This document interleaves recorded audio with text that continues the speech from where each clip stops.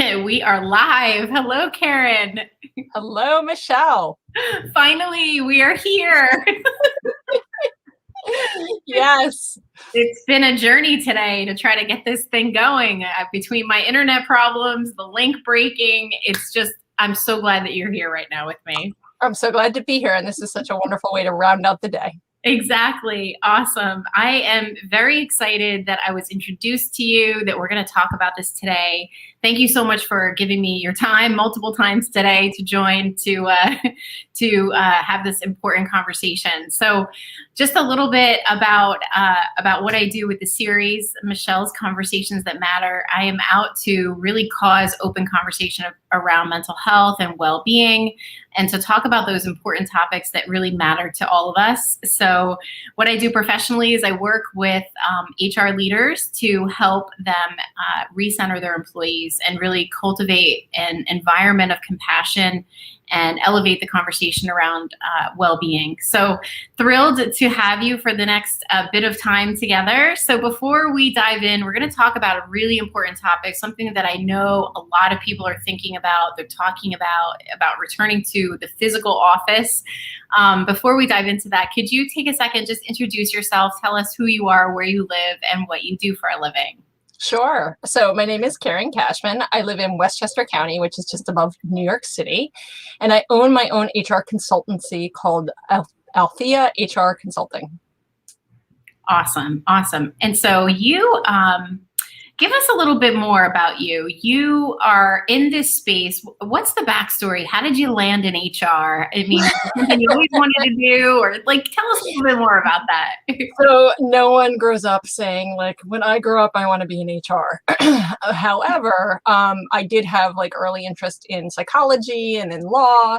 So I guess it's kind of a natural sort of trajectory to end up in HR. Mm-hmm. And it was sort of happenstance. Right out of college, I went into recruiting, and I sort of found something that really spoke to me. I mean, I'm like a people person, but I really enjoyed having this tremendous responsibility of helping people find their next opportunity and really working with them to understand where they wanted to go and what their sort of hopes and dreams for their next spot was.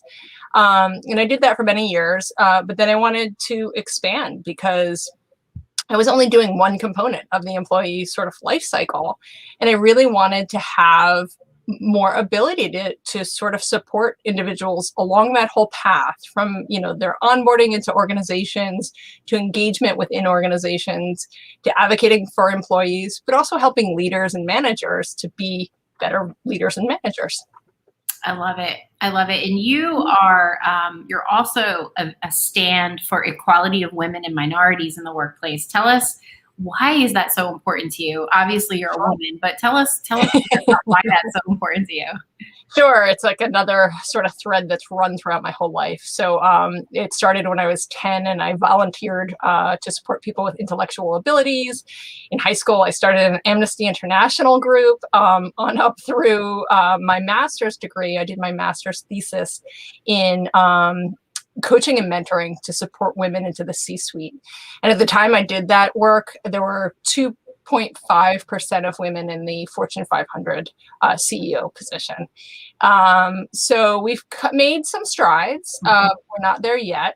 And then most recently, I started what's called the Social Justice Salon, which is for HR leaders to examine what's going on in the landscape of social justice and leveraging that with the sort of opportunity we have in organizations to guide that conversation and help be sort of an ally in organizations.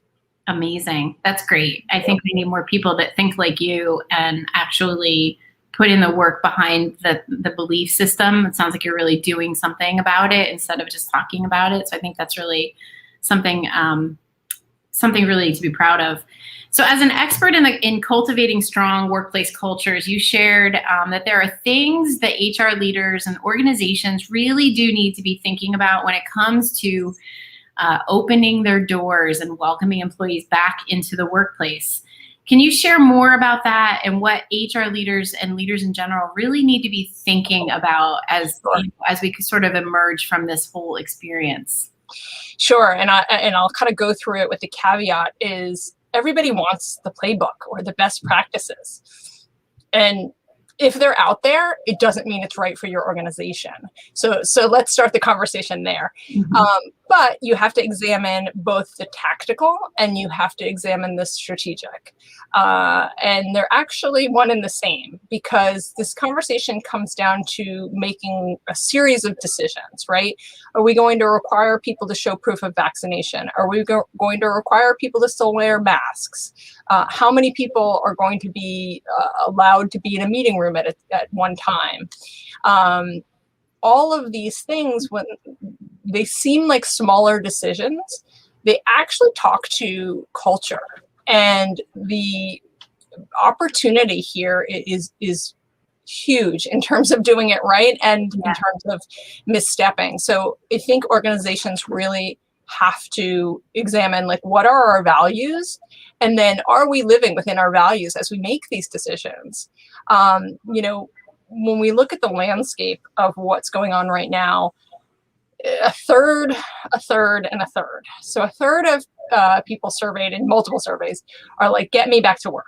A third of people are like, hey, I'd like some sort of hybrid model because I maybe still be managing, whether it's caregiving or a multitude of other things. And then a third of people are like, I don't ever really want to step in an office again. And if you mandate it, I'm actually going to look for a job elsewhere. Right. So that's kind of your numbers. But then you look deeper into that and you realize demographically, some of the people who are running, in the I want to run back to the office tend to be predominantly male. In the other two categories, it tends to be more females and possibly people of color. Okay. So, when you're solving and sort of thinking about all of these things and all of these decisions, I think it's an interesting time in, our world. We've got, so much on the sort of social justice radar that has a lot of people with increased anxiety. You have the physical and psychological safety that people have to step into to sort of go about going back to the things they used to do and going back into an office full time. And we haven't had an event for most of us in our lifetime that's been like this. Right. And for many people, it feels like it's sudden. Like all of a sudden, one day is going to come and we're all just going to go back into the office. Right. And I need time to process that. Yeah. And, what I've been guiding my clients and leaders is the most important way to step through this. First of all, is acknowledging, we're all learning. Yeah. This is going to change. Yeah. We may make a decision today and realize a couple weeks down the road or months down the road, we need to sort of change. Right. There was a great article I was reading, and an organization had said, listen, it's our intent to bring everybody back in, say, June, right? And they sent that out to the employees. And luckily, the employees felt empowered enough to say, hold up, wait a minute, we're not ready. Can we work together to figure out how we do this? Right. And what the outcome was a sort of phased in approach. So a couple days in June, a couple more days in July, more in August, and by September, everyone's fully in office. And that did a multitude of things. It listened to the employees. It made them feel that they have a voice. Right. It gave space to this is a big change, we joke, we haven't been wearing, real pants, but if you're in a formal environment where people are wearing suits, to get back into a suit and, that's a big change. Yeah. And then we've heard the stories of companies that are, hey, come into the office, we're going to have bagels or we're going to have a party. And that doesn't do it. Right. Right. Further, you do get back into the office and for whatever reason, whether it be a mom of a medically fragile child that has to make the decision, I can't take this risk right now. I need to be remote. But then there's further sort of implications there because, it's like, oh, we really wish Sally was in this meeting, or, Sally, we missed you in the meeting. Right. And Sally's like, or somebody that makes a decision because of religious beliefs that they can't get vaccinated and are working in a company that says, in order to foot back in the office, we need to see proof of vaccination. Right. Oh my goodness. I think about that too. What are your thoughts on that mandatory vaccination to return to work? So in most states, it's actually not legal to mandate your employees getting vaccinated, right? But then sort of the loophole is you can say we are only allowing people who are vaccinated in the office. What is that? And it's a slippery slope. And I think, you know, it'll be interesting to see as sort of time goes on, what the legislature continues to evolve in all this in terms of what you can and can't do, because I feel like, you know, there's a little bit of opportunity for discrimination, and you just don't want to be in that place. This is considered to be the largest change management exercise ever that has happened. And I feel specifically for the HR population that's having to try to navigate this for their organization and never having to have navigated this before.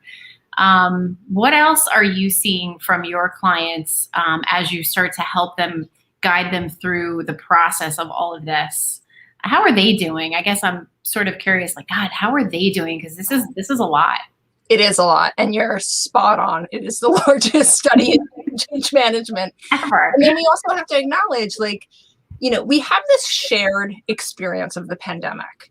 However, everyone's experience is a little different, right? Whether I'm a single person living in a one-bedroom apartment in Manhattan, or I'm a working mom that's had to, you know, sort of rotate all the plates and, you know, school my child and daycare issues and whatever. So the experience, and, you know, there is an incredible loss. You know, it's hard to talk to people and not find people who have lost loved ones or people close to them. And so, you know, all of those factors. I think everybody would love it to be a little easier and for it to be like, hey, here's what we have to do.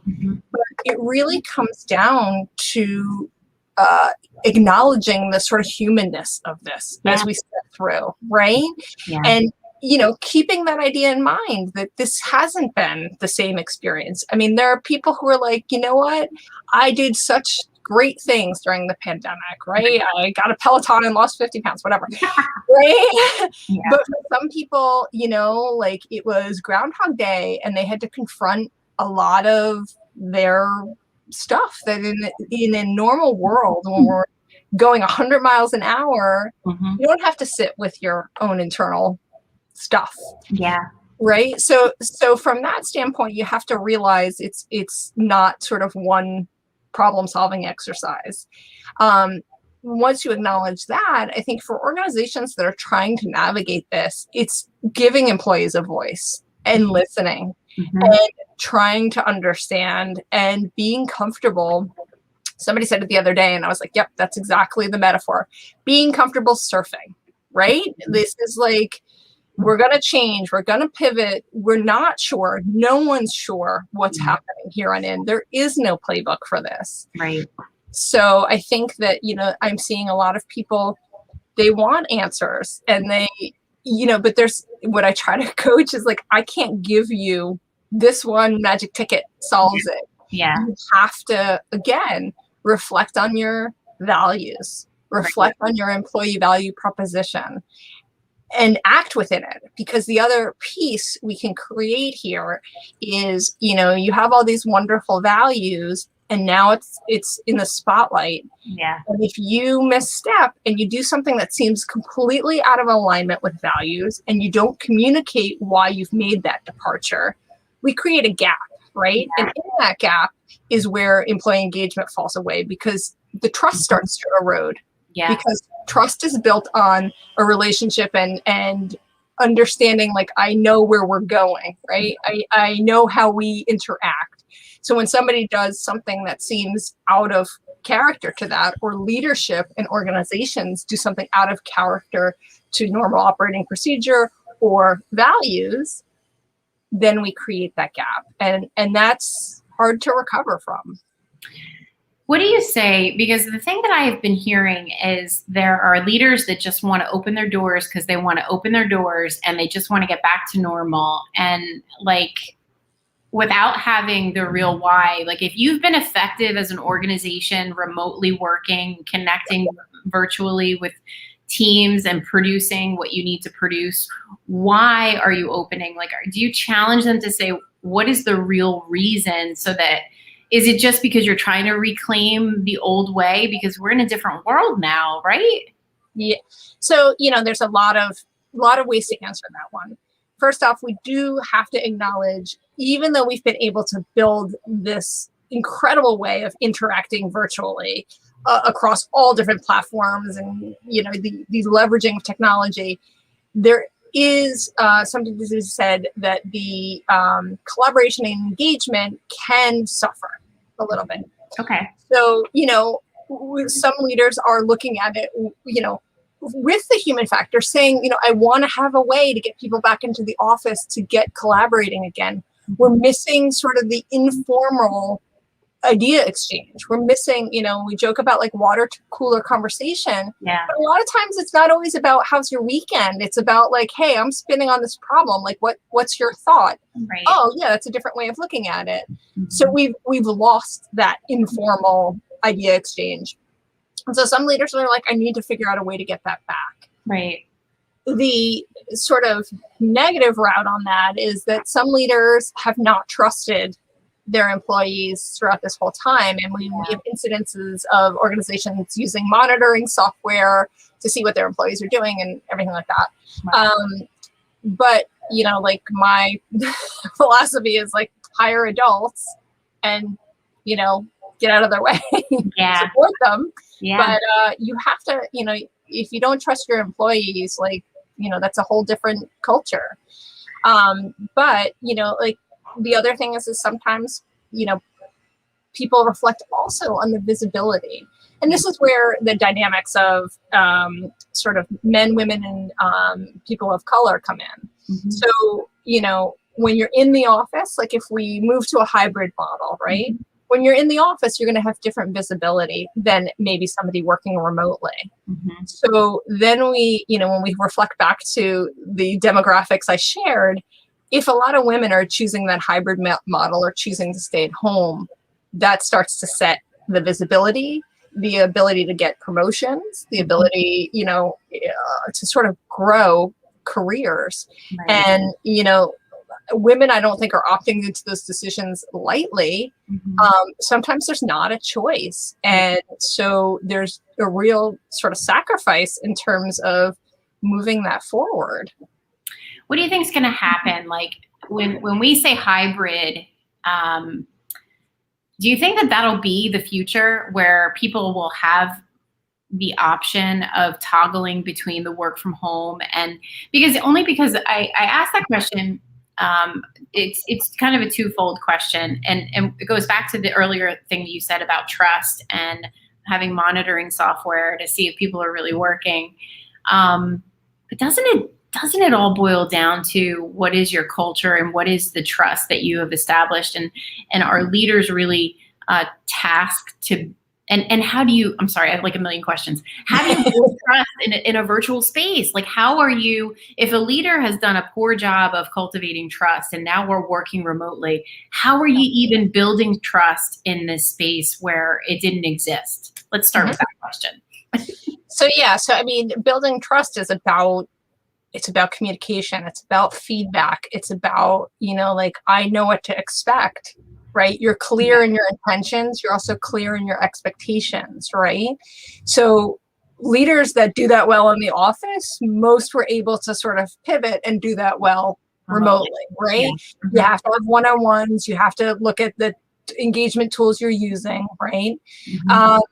But, I think the interesting part, to kind of zoom out and some of the questions you were asking earlier, we have to remember that there have been organizations that existed before we ever knew about a pandemic, you go back almost 20 years ago and the IBMs of the world and the Accentures of the world were doing hoteling. People didn't always work in an office. Most of the time on Fridays, no one was in the office. Mm-hmm. So we have lots of different types of organizations, startups, right? Like it's always been pretty flexible. They've always sort of had a hybrid-y model. Yeah. So, like for some organizations, this is less of a sort of shift in conversation. Mm-hmm. But for some organizations, like say banking, they're the first kind of getting back. You also have to acknowledge some organizations never had the opportunity, first responders, hospital, right? They've been working through this whole thing. Yeah. So, I think that it's different conversations. And I think to your point, to tie the two together is when you're going through that decision-making process, you have to be candid and transparent and over communicate what the decision-making process is. Yeah. And obviously, if it's steeped in a business decision, it's a little easier for people to sort of understand than if it's some sort of arbitrary, we need to see people working or see people in their chairs. But it's not easy. I just did a program with a gentleman who is an expert in retention. And we talked about the anticipated exit of many people after this pandemic from their current employer. What are your thoughts around that? Yeah, I actually watched that webinar, and Dick Finnegan is amazing. Yeah, yeah.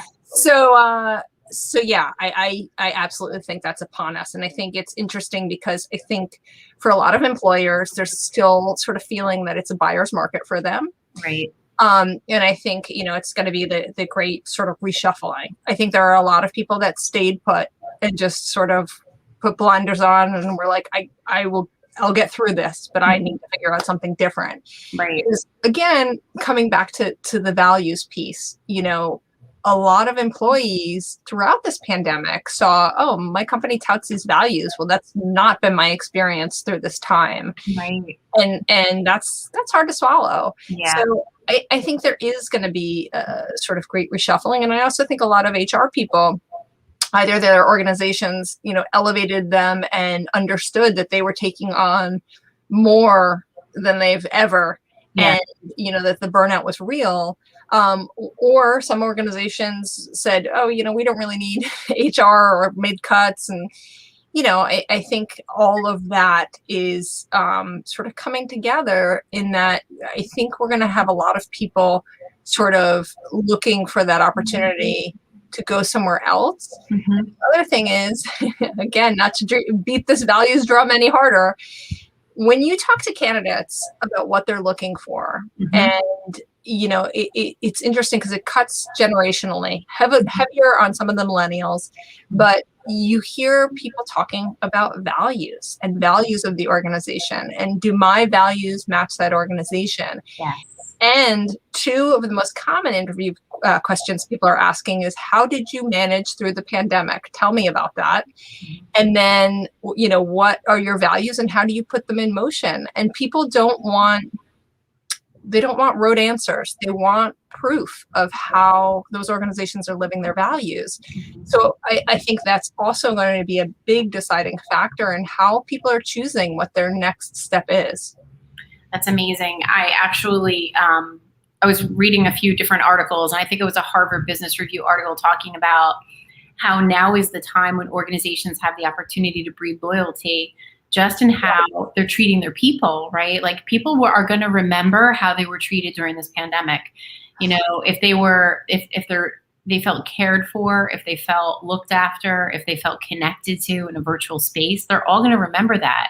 Yes. And I think that's really important. But then the other thing is, let's talk about burnout for a minute, because I think people are forgetting that more and more people are working around the clock because they are home and they're not getting the vacation to get away because we couldn't travel. Yes. So, and then you look at the amount of hours people are putting in. They don't have the commute in the morning. They don't have the commute in the evening. So they're just working around the clock, and the burnout is just so high.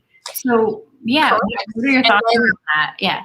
right. And people are cooped up in their houses. I mean, Oh it's yeah. changing now, right? Some people like had their kids, they're like locking themselves in their office or their bathroom or whatever Yeah. to get work done. Right. Yeah, I think that is something for organizations to sort of understand, is that, again, going back to that PTSD, people aren't coming out of this unscathed, and there's even pressure within it. I mean, in the beginning of the pandemic, people were like, oh, I'm starting this exercise routine, or I'm doing this, or I'm learning a language, right? And for people who are just trying to get by, it just put additional pressure and additional, like, I'm not doing anything. I'm surviving. I'm trying to hold it together. Right, which is completely okay. Yeah. But we were having some messaging that, you should just be, sort of reinventing yourself. Yeah. So I think that, the amount of pressure, and it's like you don't just flip the switch one day and then it's like, oh, it's all over, right? People are sort of going back to life with trepidation, right? People are talking about like, hey, we're supposed to go to a family gathering, but like one family member isn't vaccinated and I'm not sure how I feel. Right. Or, like, I'm starting to venture out again. Everyone's experience, there's the shared experience, but then there's the individual experience, which is so different across the board. And there is, some damage done by this to mental health. Yeah. And, I love the work you're doing, and it's so important, and it's so amazing. It took a pandemic, I think, to shove the mental health conversation into the front row. Because I think it was always, we've always had employees carrying around, whether it's acute or larger. But, like EAP utilization was like 2% before, the pandemic. And even though that's eked up a little bit, we need to think more about sort of real wellness in organizations. And a lot of times it really is getting into, what people are thinking. It's teaching them tools, right? And in a lot of corporations, we're all sort of operating in fight or flight 24/7. And as you said, we've been home, and the statistics say that it's an average 2 extra hours per day for most people, right? No commute. And it's hard. It's hard to walk away. You're in your house. So, maybe you pass by your computer. Let me just check an email. It's the tether got a lot harder to get away from. So I think all those factors sort of combine to, even in the most resilient person, to have, knocked people off balance. So, teaching people mindfulness tools, teaching them what works for them, right? What's accessible to them is so important right now. And then encouraging people to, get the help they need if they're struggling. Right. Yeah, absolutely. I mean, you said it best. I mean, I say this all the time in my resilience program, is like, we're not in the same boat. We're all in our own unique boats. We have to remember that. And we have to stop the comparison of, the guy next to me looks like he's got it all together. Why can't I just keep it all together? It's like, no, your experience is your experience, and just be with that, And I think it also takes something. I think employers who do a little bit more for their people, to have them be comfortable acknowledging how they feel so they do get help is one thing. Handing them an 800 number, looking the other way and hoping they make the call is another. I mean, it's just, we live in a stigmatized, society. We have to help bridge people to get care. I mean, like 1 in 3, according to the CDC, are dealing with anxiety or depression right now. It's a pretty big deal. We have to do more. We should be doing more. It's the right thing to do, on top of it affecting the bottom line, Yeah. And some organizations that through this have really embraced that. It is that their leaders, when they go around the room for check-ins, the leaders would sometimes say, like, this is hard. I'm having a tough day here, like it's really, it's been 6 months, it's been 9 months. We don't know when we're getting back, or, and in acknowledging sort of how they're feeling, or even hey, I checked out our EAP and I did some telehealth sessions, and it was really helpful for me. And I want to offer that in case anybody else is struggling. Right? We need more people to sort of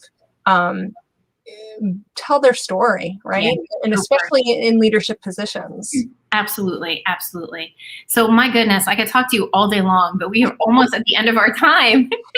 So tell us, do you have any final thoughts, any other recommendations that you want to make to the leader out there that's just trying to, wrestle with this? Are there any other, aside from the values and really tying your actions to your values, anything else you really want to get across to folks today? Yeah, keep that sort of communication loop open and really listen and over communicate when you're making decisions or when you're looking for input, and do your best to sort of look at it through the human lens. And if you have to bring your people ops person in, that's usually a good person to sort of game plan this with, because these are not easy decisions. And to what we've been saying, there are so many different experiences, and we really want to support people, and then finally support them with communication, with structure, with here's what we're doing forward, here's like the next 3 steps ahead that we think for now, right?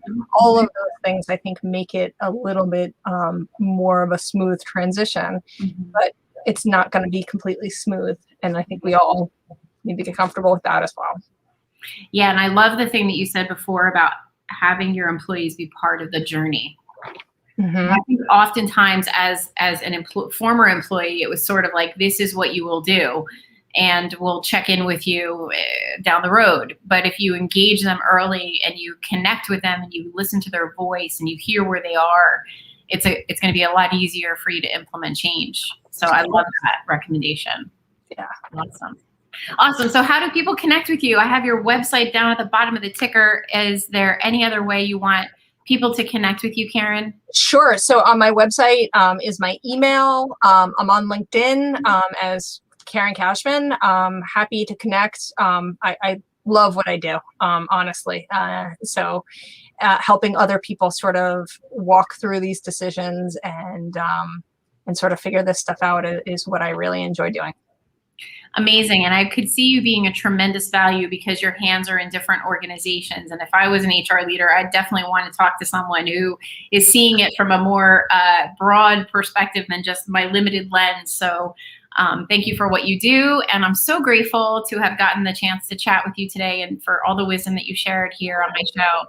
Thank you so much. Thank you for having me. It's been a real pleasure. Awesome. All right. We'll see you soon. Bye-bye. Bye.